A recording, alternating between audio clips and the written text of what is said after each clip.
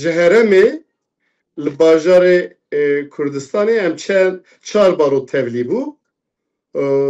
Me va pêvajoya çawa çareser dibe, me hinek pêşniyar kir. Pêşniya me ra yekemîn va kesê ku yazdê tirme hêda çekê xwe berda, kesê ku ji welatê xwe dûr ketî li Ewropa dijî, kesê ku di zîndana da yê, ji bo wa me govra zagonok taybetî derkeve. Ew zagona taybetî ew ê pêşiya pirsgirêka Kurd jî veke çareserkirina pirsgirêka Kurd jî veke. Wekî din ji bo pirsgirêka Kurd bibe çareser, destûra bingehîn hewceyê bê guhertin. Hewceyî destûra bingehînek nuh bê ava kirin. Ji bo wê jî mafê Kurda, mafê Kurd bi zimanê xwe perwerde bibînin, di wê makazagonê da destûra bingehî da cih bigire. Wekî din me got dewlet hetanê niha zimanê Kurda qedexe kirî û bi zimanê Kurda û dewlet bi aşitî nêzîkî zimanê Kurda bibe û tenê zimanê ku di saziya da tê qedexe kirin, mîna mînak çend roj berê di komisyonê da dayîkek aşitiyê bi Kurdî peyivî û ji bera tuzûka parlamentoy hat axaftina wî hat birîn û got tu ger Tirkî xeber bidî. Min jî got tam pirsgirêka Kurd jî asıl va tişta ye. Kurd hewceyê, dewlet hewceyê Kurdî bipejirînin û Kurdî di saziyê xwe da jî bi kar bibînin, di perwerde zimanê Kurdî jî di makazagonê da cihî bigire.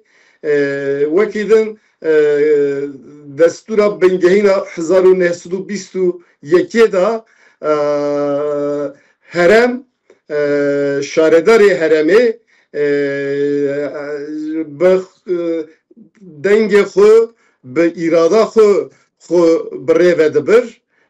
Yani li ser şaredariya niha polîtîkakek merkeziyetê navendê heye û hinek tişt bi destê şaredaran bi destê navenda desthilatdar tê çêkirin.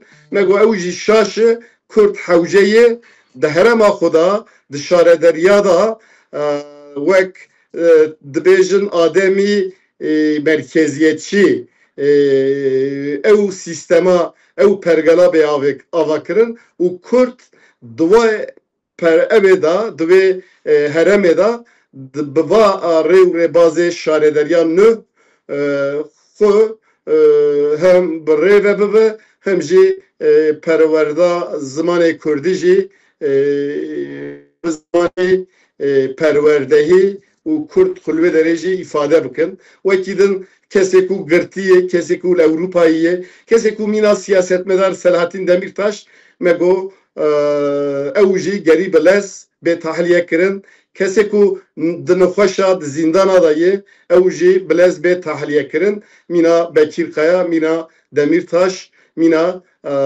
Figen Yüksekdağ. Hinek pêşniyarê me di vê çarçovê da bû. Yasakek zagonok taybetî hewceyê derkeve.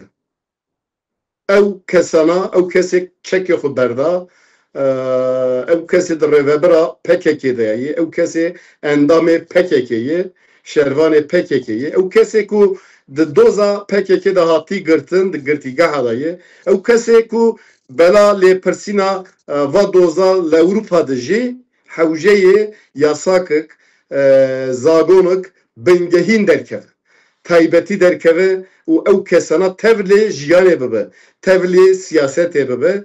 Hewceyê yasakek nûh, yasakek taybet tenê ji bo wa kesa derkeve û ew kesana di nava siyasetê da, di nava civakê da bijî. Na yekdengîkek tune bû û tenê baroyê menê herêmê hinek nêzîkî va tiştê ku min pêşniya kir, wa jî pêşniyar kir. Li baroya Tirkiye û li baroya yekitiya Türkiye'de seroki bir vatiştana nanin zaman. Ew daha pir li ser hukukê li ser mafê mirova sekinin. Serokê civînê, serokê parlamentoyê tu müdahaleyê axaftina me nekir. Lêva tiştê ku me got ket zabita jî hat nivîskî jî ket zabita. Wekî din jî xebatik me na Baroya Amedê hebû ji bo pirsgirêka Kurd nêzî heştiyê rûpelî bû. Me ew jî pêşniyar kir, nivîskî pêşniyar kir. Tu bertek nîşan neda, tenê gudarî kirin û wekî dijîn fotoğraf hat kişandin, qeydê axaftina me hat girtin. Lê tu bertek nîşan neda. Piştî civînê jî got em dixwazin hûn pêşniyarê xwe bi nivîskî jî ji me bişînin, em wa pêşniyara didin ber çavê xwe. Pêşbîniya min tune ye ama ez divê baweriyê de min hetanê ku zimanê Kurdî ne bi zimanê perwerdeyê asîmîlasyon tunekirina zimanê Kurdî di talûkê de ye. Lewra hewceyê gava yekemîn ji bo pirsgirêka Kurd çareser bibe, zimanê Kurdî bibe zimanê perwerdeyî. Wekî din di saziyên fermî de Kurd bi zimanê xwe xizmetê bistînin. Va tiştana ji bo pirsgirêka Kurd bingeh e.